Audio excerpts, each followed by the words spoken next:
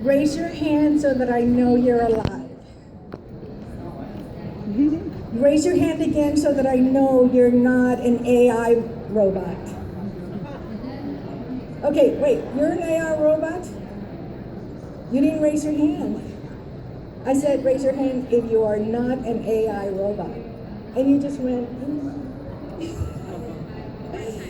Okay, so thank you again. You're gonna find, this is a serious topic, but I am not the serious kind of presenter. I like to infuse a little fun. I hope you get that and just join me in some laughters. Let's see. So this is what I'm going to do. I'm going to do this talk in 4 kind of different sections. I'm going to talk a little bit about the market movers and work trends. I'm going to talk about the ecosystems, trajectories, and disruptions. I'm going to introduce to you the 4 possible worlds that we could live in the future.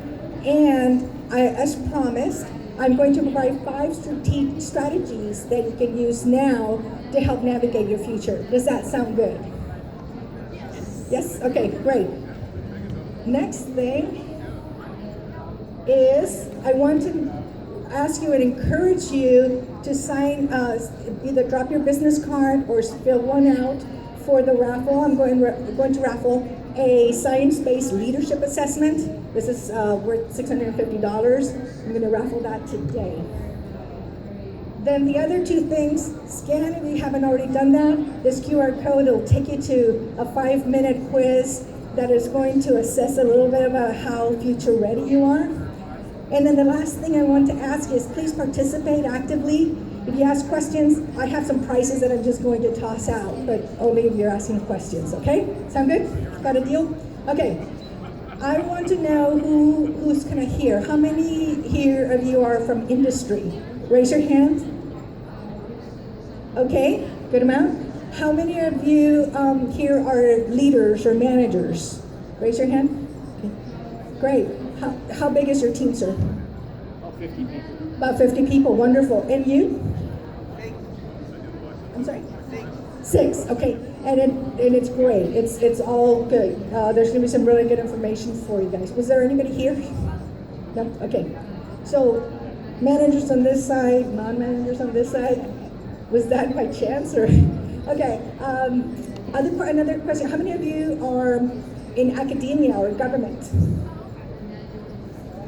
Okay, great, a good amount. Gosh, I can't talk about that about government, I guess. Too many of you here. Just kidding.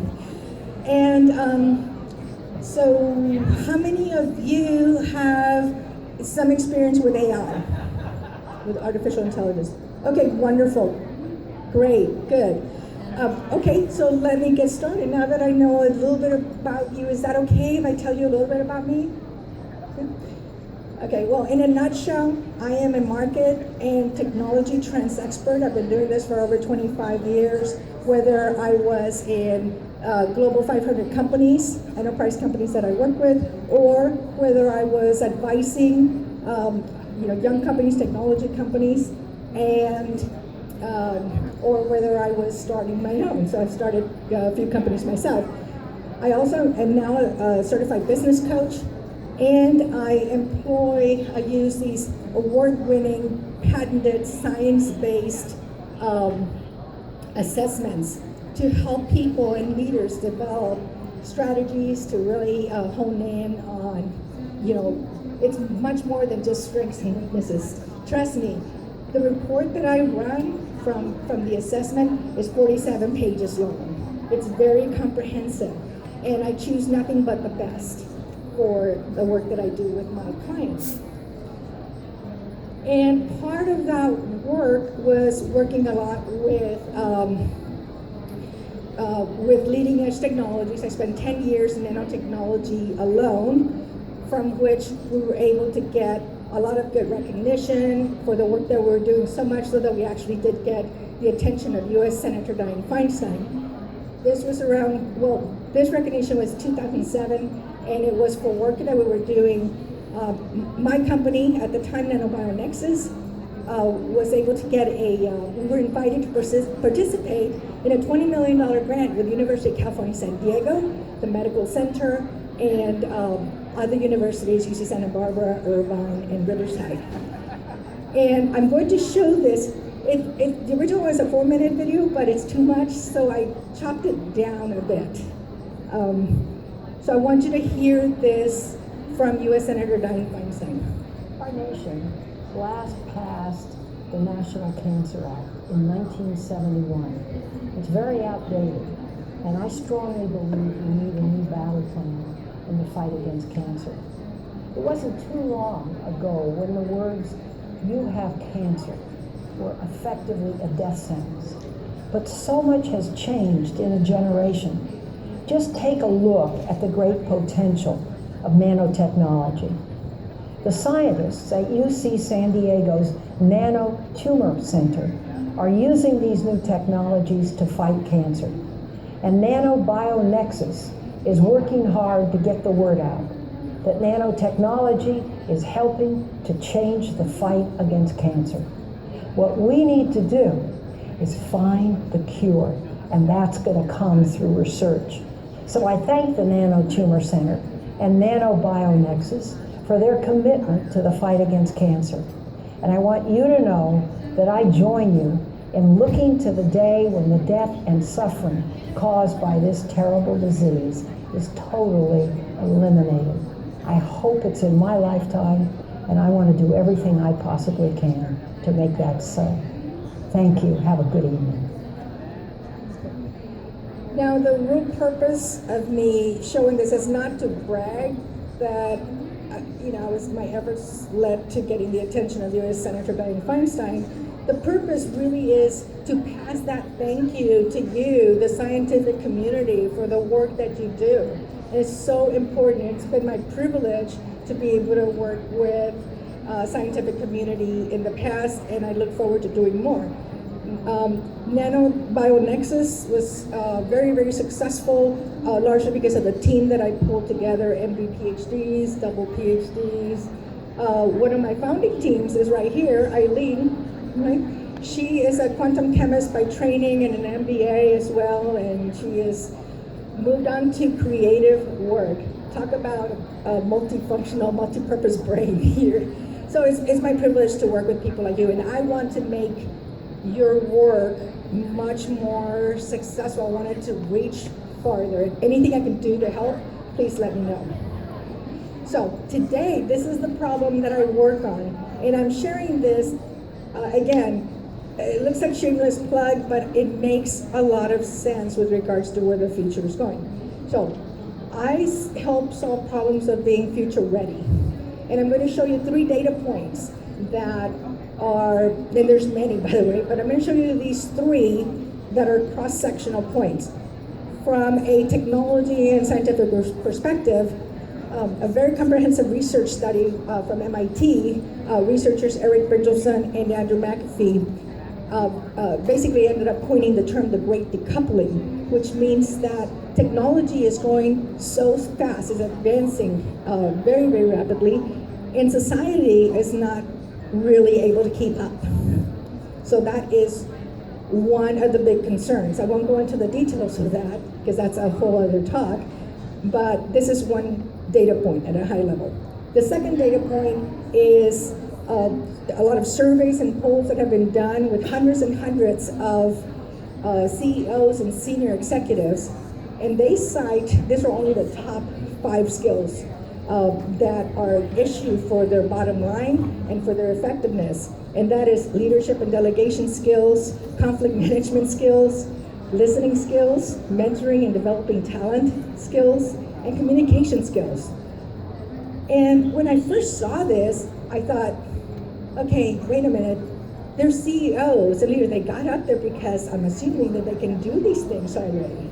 So why is it that now these are big gaps that they themselves are citing? Well, I always connect the dots, and it's because they are dealing with the disruptions that are going on all the time and rapidly, and they don't know what's coming next. So instead of and they're trying to survive. They're trying to have their company survive, but they're not able to do a good job in these skills, and they're passing that along down the line to everyone in their company. Then the other is time. Time is now extremely scarce. Why? And it's actually cited as the number two biggest challenge for leaders and executives, and that's because they don't have time to. They're trying to deal with all these balls in the air, kind of changing all the time, and that's consuming them. So there are really serious issues, and you don't have to be a CEO or an executive to feel this way. How many of you raise your hand if you have, plenty of time to do your daily work? Raise your hand. That you say, oh, yeah, I've got my work all done and I have time to spare.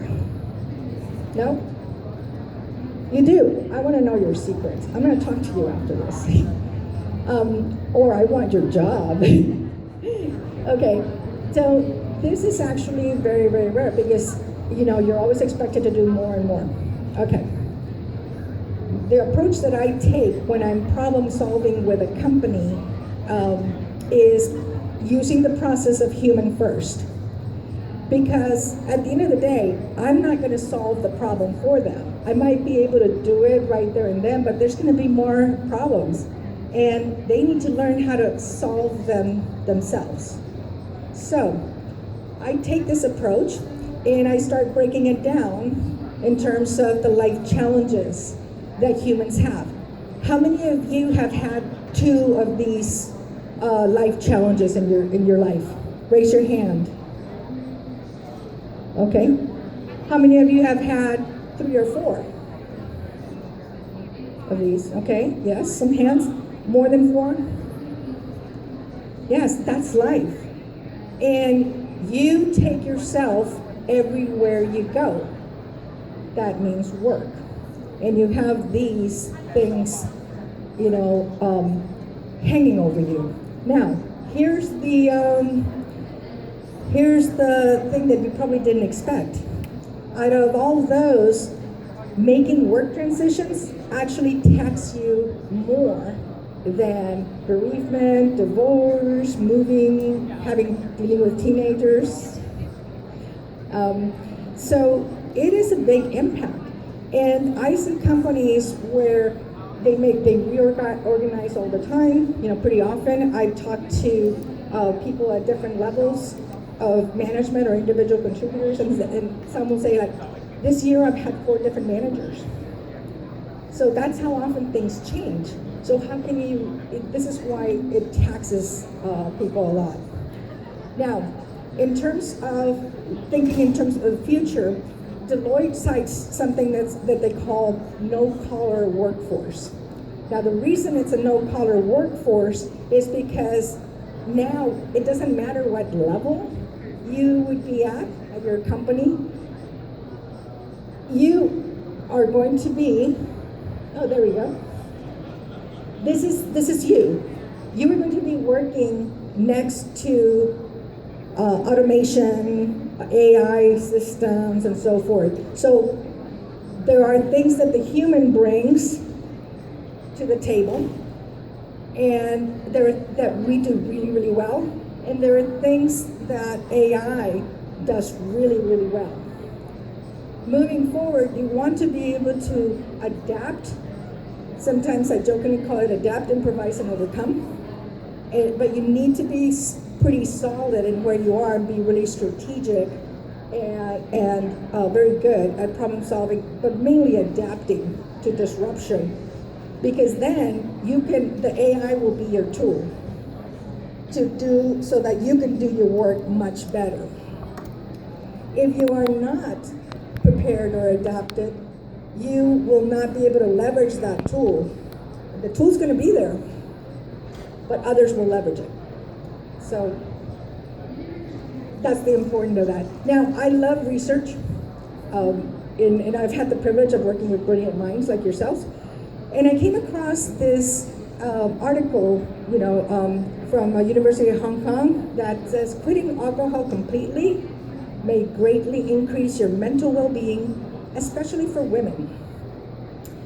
There's a quote here that the lead researcher, Dr. Michael Nee, I hope I'm pronouncing it correctly, that he goes further and says, all those other research that said, a little bit is good for your health, says no, don't.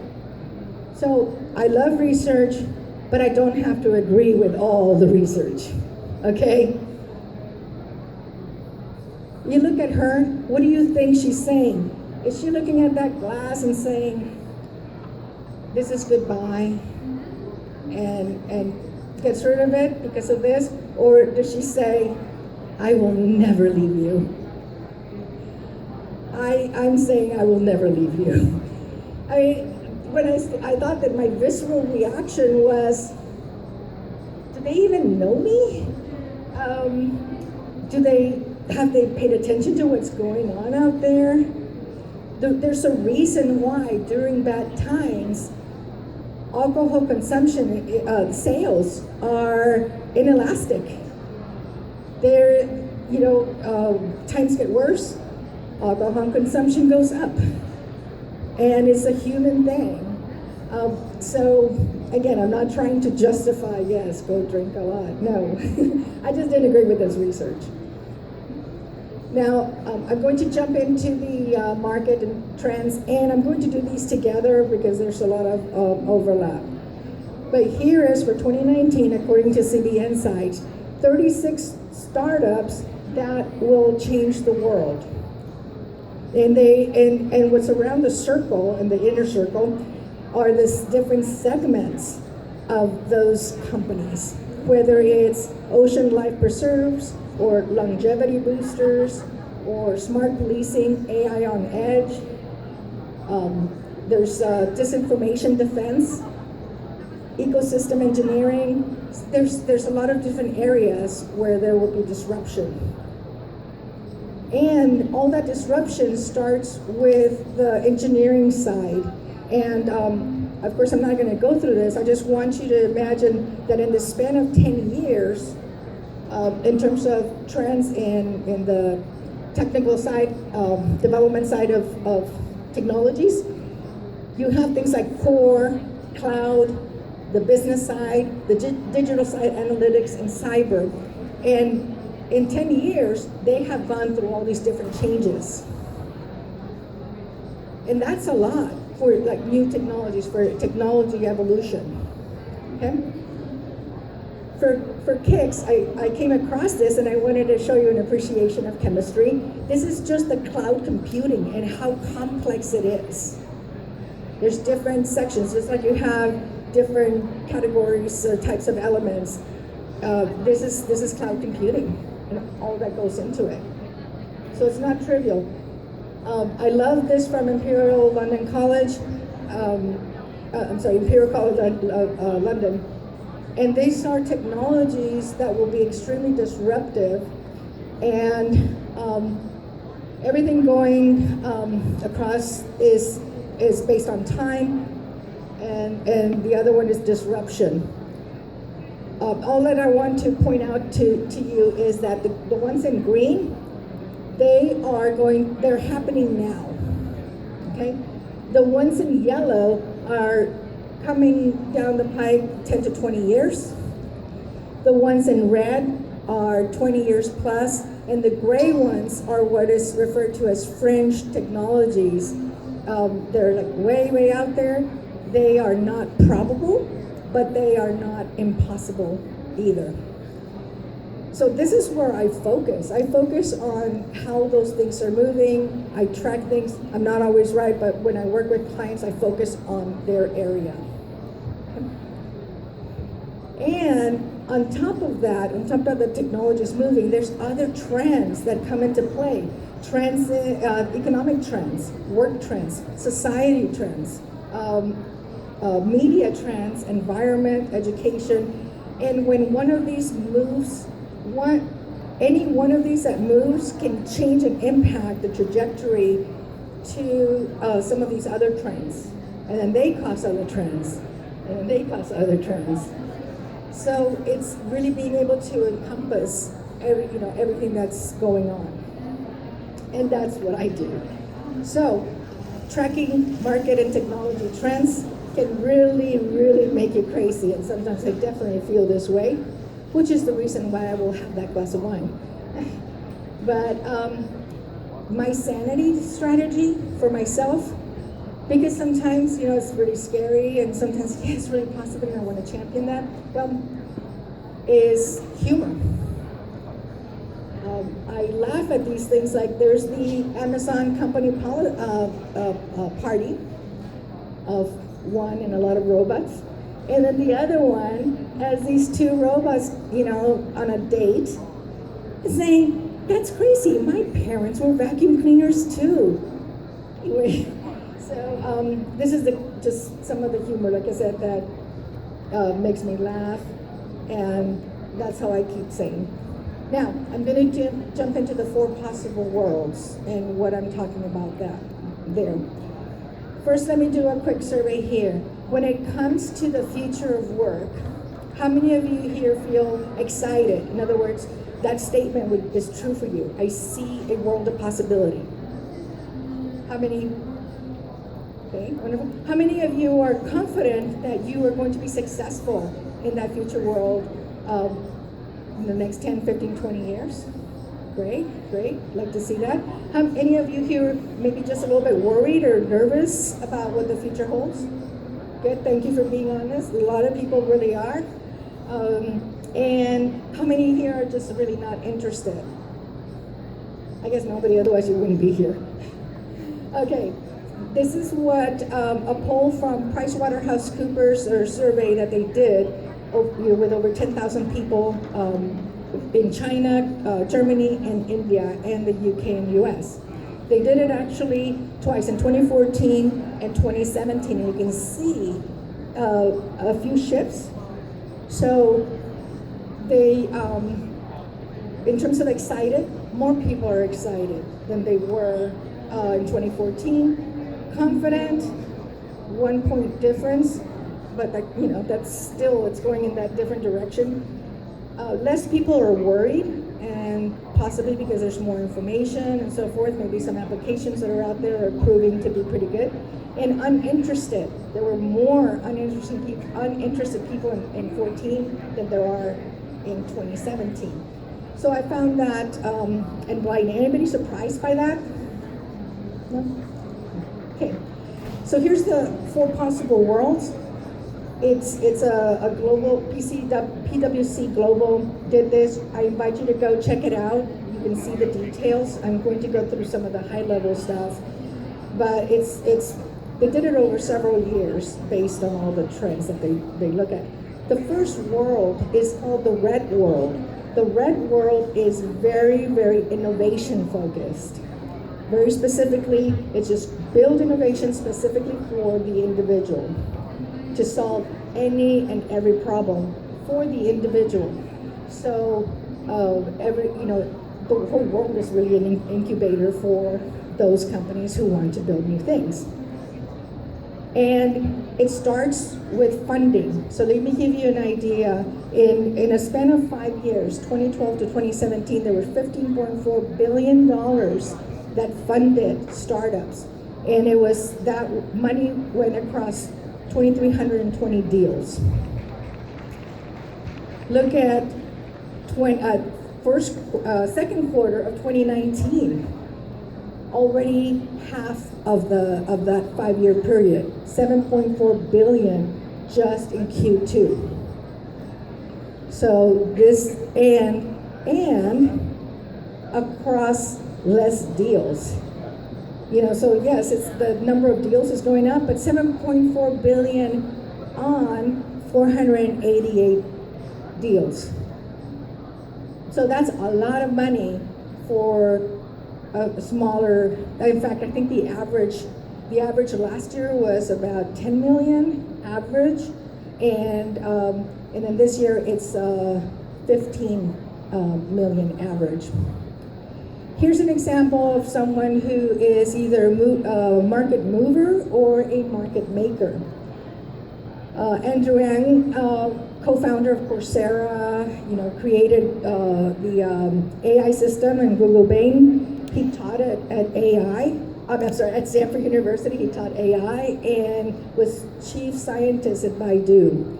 And of course, he's considered a pioneer.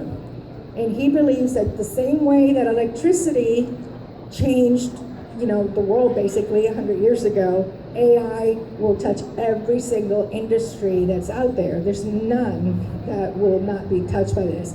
And he, for example, raised $175 million to build an AI-powered society. Okay? So we'll see how that goes. What do I have here? Okay, so I have another two funnies.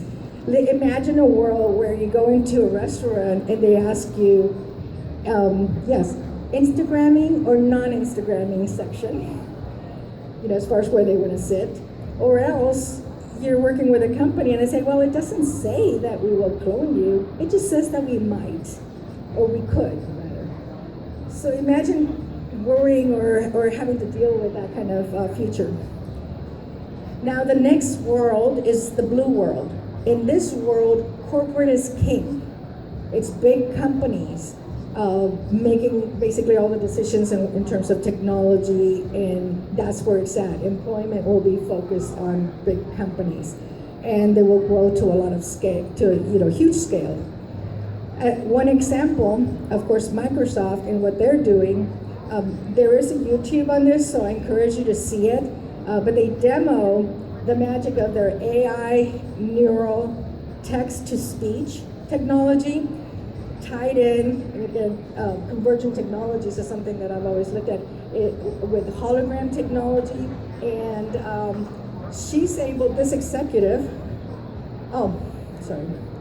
this executive from Microsoft created her own hologram, wearing the exact same thing that she's wearing. In the video, you will see the life-size hologram, and she's delivering a keynote with her voice signature in Japanese, and she does not speak Japanese. The technology allows you to be able to do that real time. So that's pretty amazing, right? Watch the video, it's pretty cool. I threw this in because if there's any Matrix fans here, it's like when he gets plugged in and he says, in a couple of seconds, wow, I know Kung Fu. So she was probably saying, wow, I know Japanese. Here's another example of a big company. Amazon is very, very disruptive. They've disrupted so many areas. Now they're disrupting the pharmaceutical industry. How? They purchased PillPack, and by the way, they purchased that, but they didn't announce PillPack, the acquisition right away, because they were waiting for the licenses to be able to distribute pharmaceuticals. The day that they announced it, these three major companies, the Rite Aid, Walgreens, and CVS, dropped significantly. Their stock price dropped by that much, and just out of that announcement by itself. Now, what is it that they're trying to do here? What Amazon is trying to do is get rid of the middleman. The middleman is the PBM. This PBM is a pharmaceutical benefits manager. Does anybody know that role or know that this person exists? Or this role exists? Okay, well, what they do is they actually are sort of like the broker between the manufacturer of the drugs, the wholesaler, the pharmacy itself, who's dispensing the drug, and the insurance. And they take a cut of every one of those parts of the transaction, of the flow. The top three in 2015 racked up $10 billion of profit. Amazon wants to disrupt that, and they have the means to do that now. So this is going to be a big change. I don't know if you know, but I think it was 2 years ago, Walmart actually filed 6 patents for robot bees to address the bee shortage. I have to be careful when I say that because sometimes I want to say beer shortage. And people will, I don't want everyone to run out. No, there's no beer shortage, but there is a bee shortage in terms of pollination. And they filed 6 patents on that. You know, it's like, what? Well, there's a lot going on in the background. But this will allow them to actually build a lot of other technologies. Last year, or maybe it was this year, by the way, they take the drone technology, the material science, and in electronics and stuff to make them really small. This is how small they are, and they can actually be even smaller. Just this year, they announced that 1,000 stores, 1,000 Walmart stores are using these little drones for anti-theft. They will hover around, you won't see them because they're really small, but they will hover around check stands and even the self-check area or where there's a checker. They will hover, make sure that everything is paid for and that nothing slips out. That's happening today. Okay, 1,000 stores and they're rolling it out to more. So, if there's any Matrix fans here, this is Mobius, and he asked, do you want to take the red pill or the blue pill? Here, do you want the red world or the blue world? Raise your hands if you want the red world. Raise your hands if you want the blue world. Okay? And there's always going to be a difference. But we're not done. Welcome to the green world. The green world is a world where companies are a lot more socially responsible. They are focused on having a social conscience, and it is an imperative, not just a nice to have. So in this green world, trust is the basic currency. Other characteristics in the green world for the workforce, it means that they will attract people who admire them for their social responsibility. And they provide incentives like 2 or 3 weeks of paid leave to go do social or charitable work. And you have to pledge to the company that you will follow those values that the company has, not just at work, but at home also. And the idea of job for life, for those of you who have been in industry for a while, actually comes back to the workplace. This job for life thing is not there anymore. From a technology perspective, they use technology, but only for the purpose of, as long as it helps them maintain and help the environment, keep it from damage, and also to replace travel. Because again, the more people travel, then it's a footprint. And it allows them to maintain their ethical views. So that's the green world. Maybe in this green world, the new contraband is going to be glitter or exfoliating beads, or it might be fleece. That would be the contraband. And maybe in that future, you would go to a restaurant and you'd be asking, is the lab-grown turkey synthesized locally?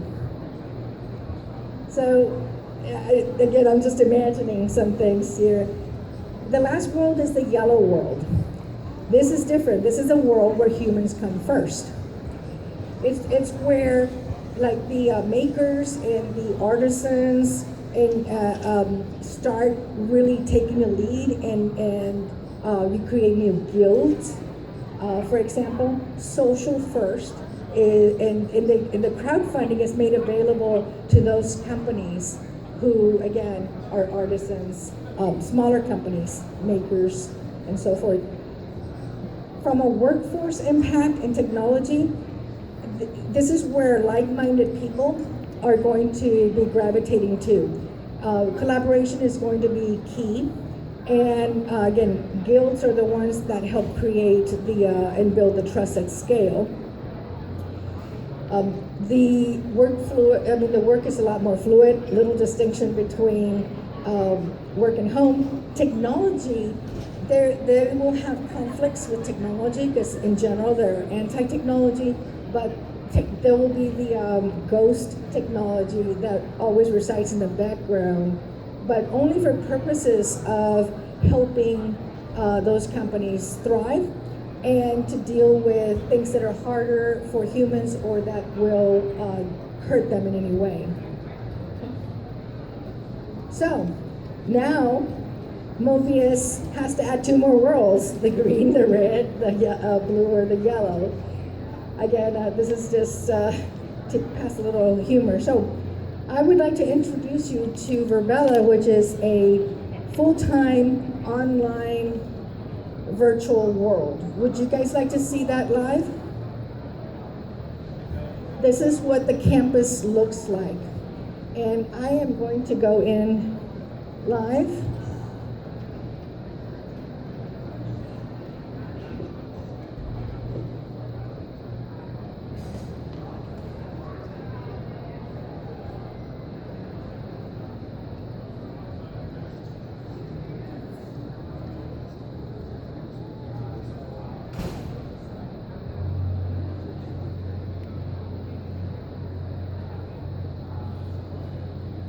All right, I'm logging in. We can show them this. Oh, here, let me log in.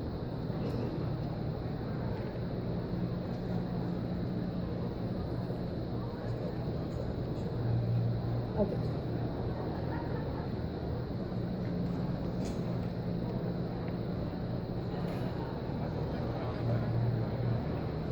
Okay, I'm going to log into this world.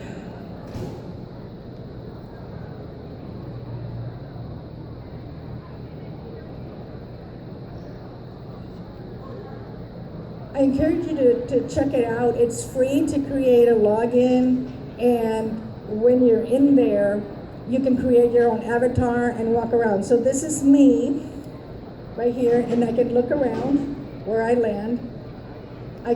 So this is the environment. This guy is tech support, who's usually waiting there. But I can go over here to this building. And I can go, there's so many different areas of this campus. Here. There's a beach, there's a soccer field, there's a boardroom, a small ballroom, suite classrooms, conference hall. I can go anywhere, basically teleporting.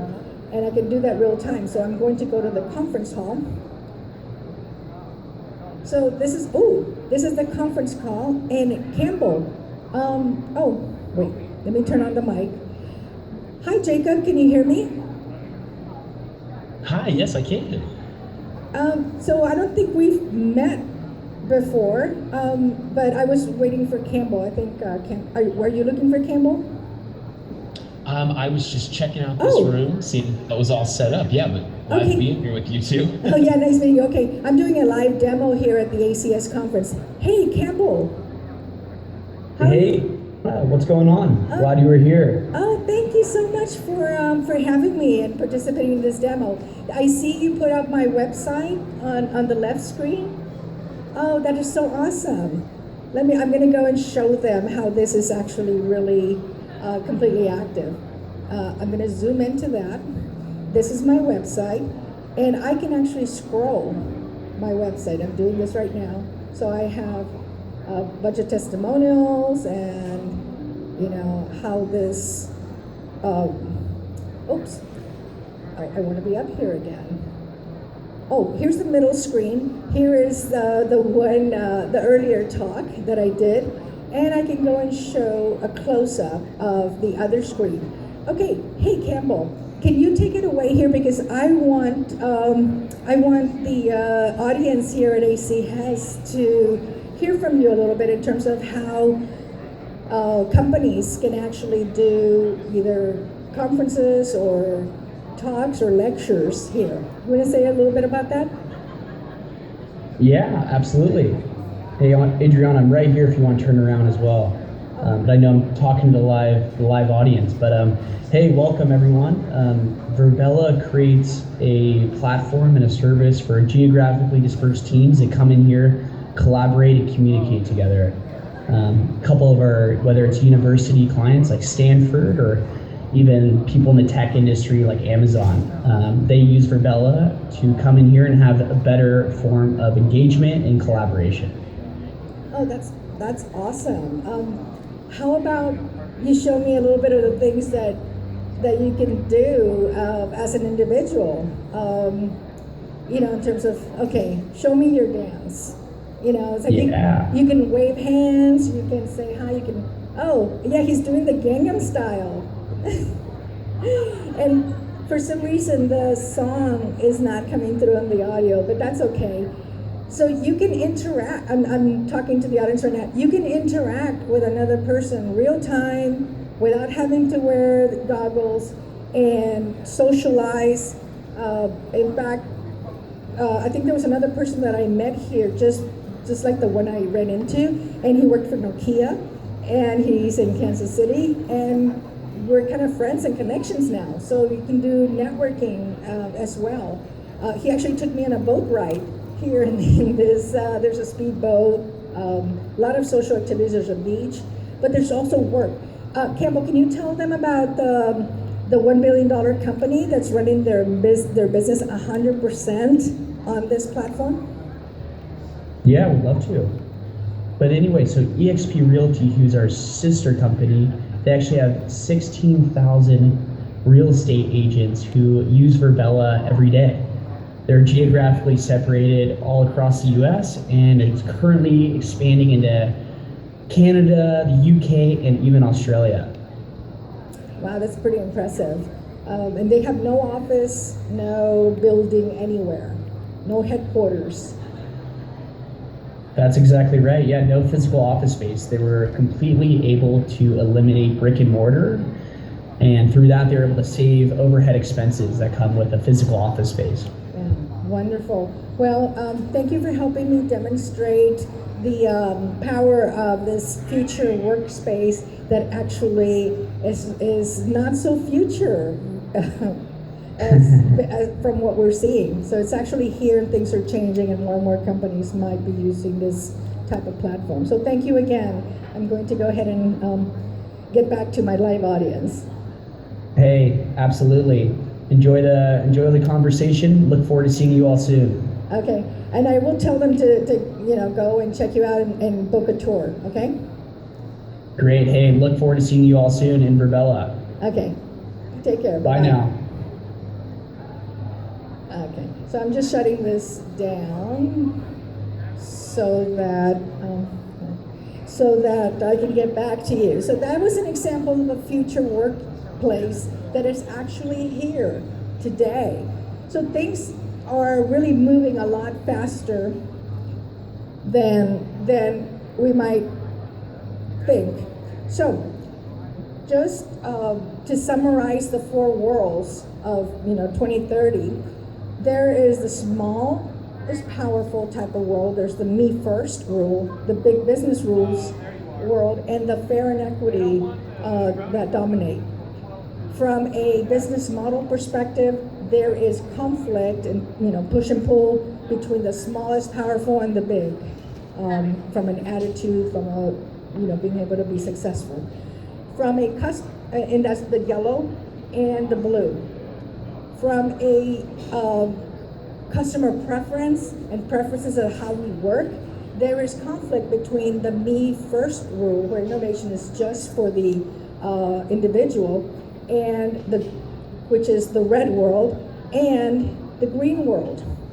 And if you'll notice the division, the quadrants, the top two are very fragmentation focused. The bottom are very integration focused. The ones on the left are collectivism centric. The ones on your right are individualism centric. So we could go, any of these could happen, and it will change the way we do work. And it doesn't mean it will be 100%, but there will be majority. And it will be interesting to see how we can adapt. One way or another, we're going to adapt because something's going to lead. Okay, now I will jump into the 5 strategies that you can use to navigate these futures.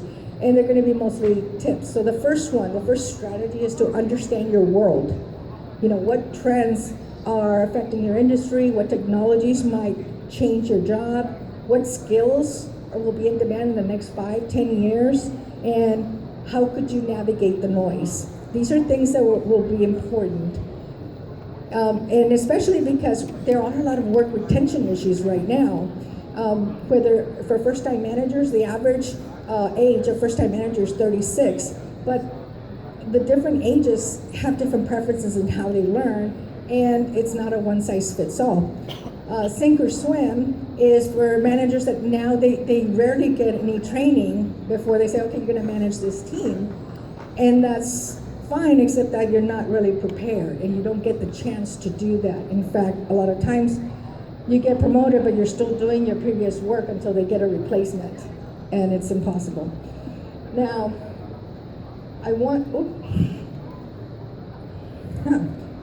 okay, that's interesting. We wanted to run this. This is a metaphor for life being hard, and it's this person, you know, trying to push this heavy ball up a little ledge. And the ball represents life, and you'll see him struggling. I don't know if we can actually run it. You'll see him struggling and falling, but it, you know, keeps going. And really, that represents the challenges and the impact to the individual. So, but you have to keep moving, and it's